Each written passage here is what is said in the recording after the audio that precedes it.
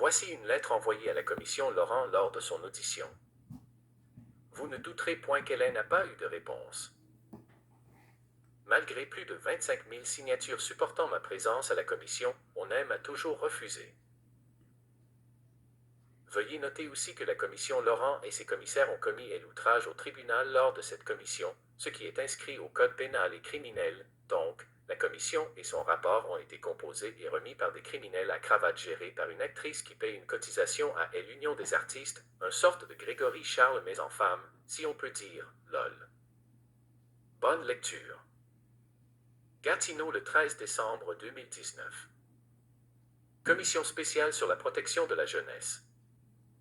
ATT, Madame Régine Laurent. Madame.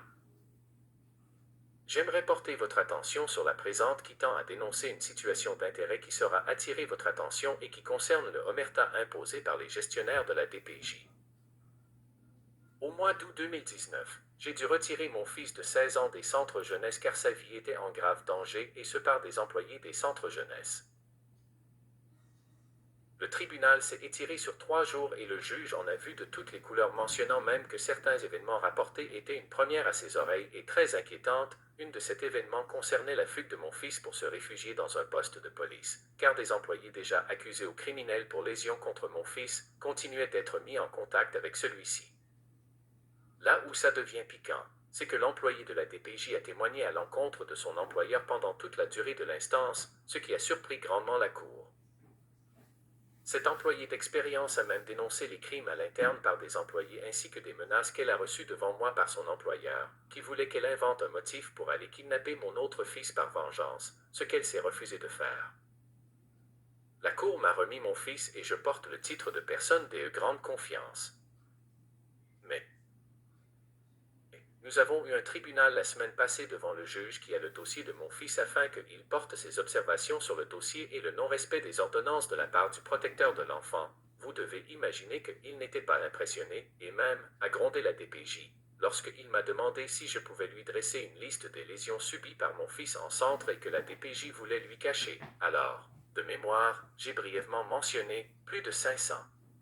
Contention abusive avec lésions corporelles, 4 hospitalisations à mes frais pour gestes posés par des employés, un viol caché par les employés, 4 employés accusés au criminel, 3 emprisonnements injustifiés pour l'empêcher d'appeler la police, et quelques autres méfaits.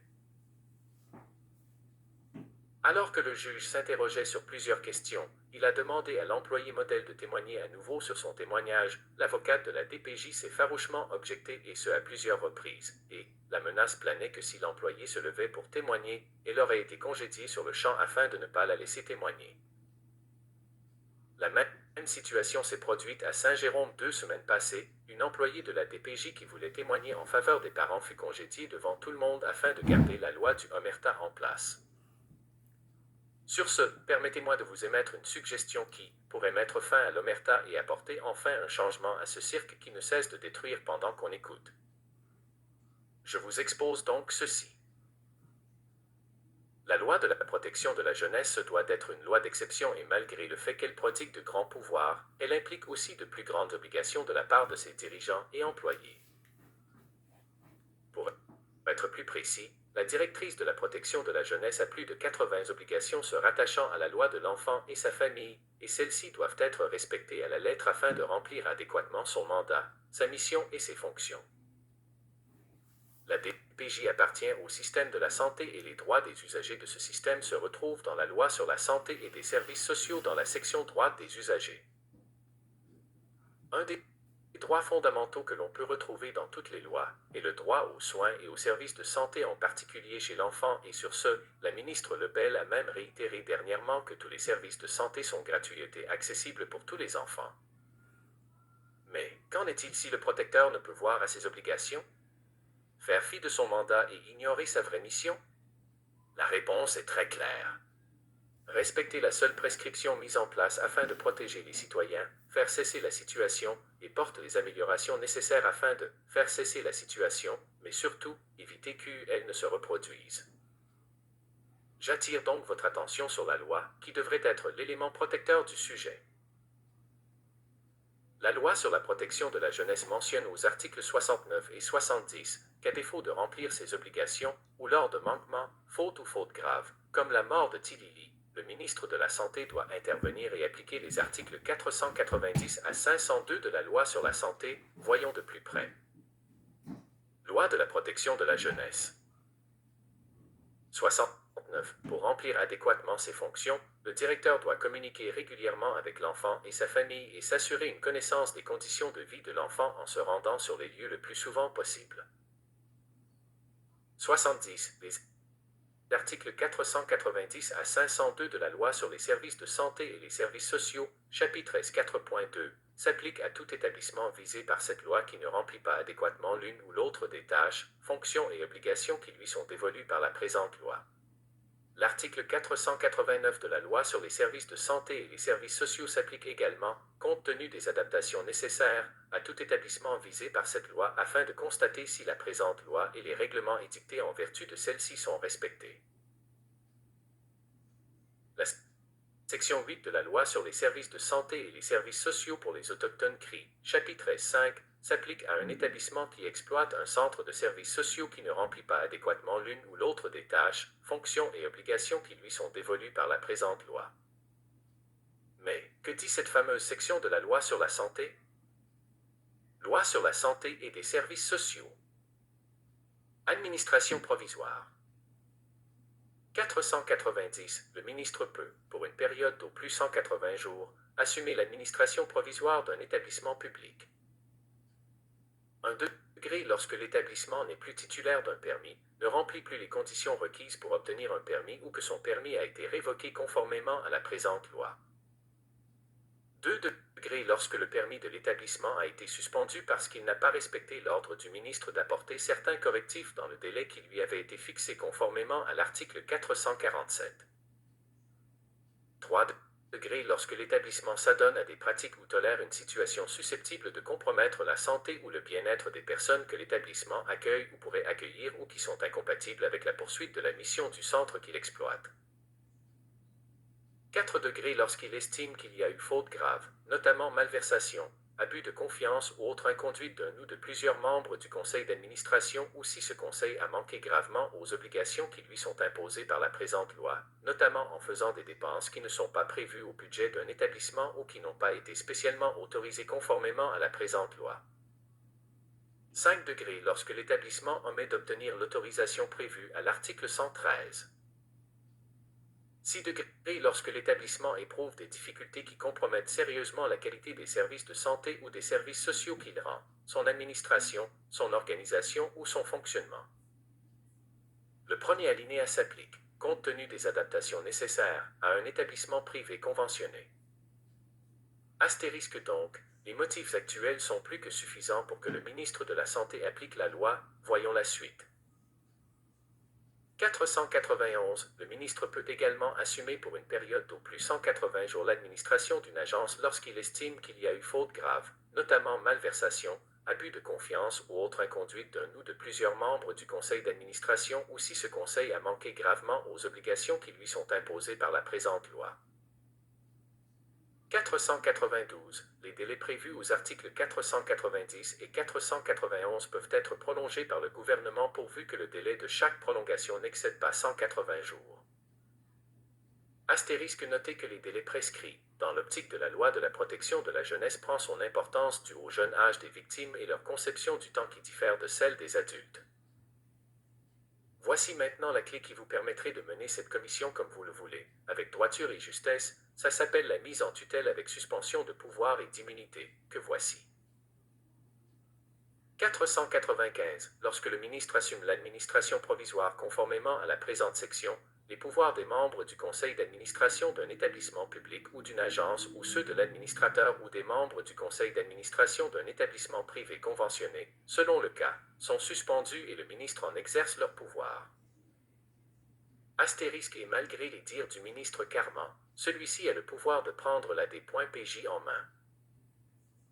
496.1. Le ministre peut, de son propre chef, exercer les pouvoirs prévus aux articles 499 à 501 à l'égard d'une agence.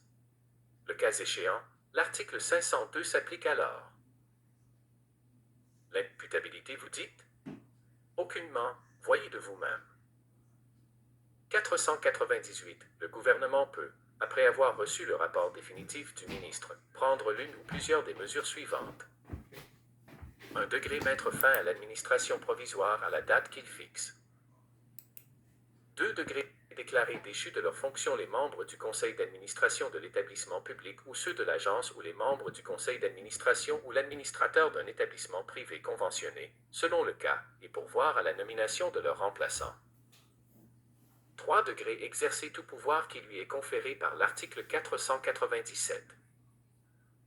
4 degrés déclarer déchus de leurs fonctions les membres du conseil d'administration d'un établissement et en confier l'administration à l'agence concernée pour une période d'au plus 4 ans. Dans le cas prévu au paragraphe 4 degrés du premier alinéa, le gouvernement doit, au préalable, donner aux personnes et aux organismes intéressés du territoire de l'établissement l'occasion de présenter leurs observations. L'agence qui se voit confier l'administration d'un établissement visé au paragraphe 4 degrés du premier alinéa doit l'administrer comme s'il s'agissait d'une entité administrative distincte et nommer un directeur général pour la gestion de cet établissement. Le gouvernement peut mettre fin à cette administration en tout temps ou la reconduire au besoin. Chaque reconduction ne peut excéder 4 ans. S'il met fin à cette administration, le gouvernement pourvoit à la nomination des nouveaux membres du premier conseil d'administration de l'établissement. Donc, tout le monde est redevable de ses actions et omissions et imputable de ses manquements et autres actions lui étant attribuées sur une loi d'exception. Notez que ce processus légal est l'unique prescription en guise de protection réelle à l'usager et fut mise en place spécifiquement dû au très grand pouvoir de la DPJ et ainsi prévenir les abus des grands pouvoirs et faire cesser les dits abus. Conclusion. La mise en place d'une commission d'enquête sous la loi des commissions spéciales se rapporte à certaines instances et organismes, mais, dû au surpouvoir de la DPJ, elles n'ont aucune valeur car on ne parle pas d'un pont qui tombe et qui nécessite une enquête spéciale, on parle d'abus quotidiens avec victimes humaines, sous un omerta meurtrier, sous une loi d'exception qui devrait les protéger. De là, l'application de la mise en tutelle de toutes les DPJ au Québec s'avère urgent afin que vous puissiez enfin faire la lumière sur cette réalité que nous vivons depuis trop longtemps. Je vous demande sincèrement, au nom de Tilili et des milliers d'autres qui souffrent et vous regardent comme leur sauveur, comme celle qui va arrêter le méchant dragon et les aider à retrouver leur famille. Nous sommes 1700 personnes à attendre que quelqu'un mette fin à ce déracinement familial qui n'est nul autre que la continuité de Duplessis, on a juste changé le nom. Au nom des familles et enfants, merci de votre dévouement et confirmons notre confiance sur les résultats de votre commission, qui a pour titre une volonté de faire. Il est maintenant temps de faire et passer à l'action et de libérer les gens qui veulent parler. Merci et joyeuses fêtes. Ronald Maranger, papa citoyen. Et porte-parole officiel du regroupement des victimes, AC du DPJ. J'aime. Hello tout le monde. Voici une lettre envoyée à la commission Laurent lors de son audition. Vous ne douterez point qu'elle n'a pas eu de réponse. Malgré plus de 25 000 signatures supportant ma présence à la commission, on m'a toujours refusé. Veuillez noter aussi que la commission Laurent et ses commissaires ont commis l'outrage au tribunal lors de cette commission, ce qui est inscrit au code pénal et criminel, donc, la commission et son rapport ont été composés et remis par des criminels à cravate gérés par une actrice qui paye une cotisation à l'Union des artistes, un sorte de Grégory Charles mais en femme, si on peut dire, lol. Bonne lecture. Gatineau le 13 décembre 2019. Commission spéciale sur la protection de la jeunesse. ATT, Madame Régine Laurent. Madame.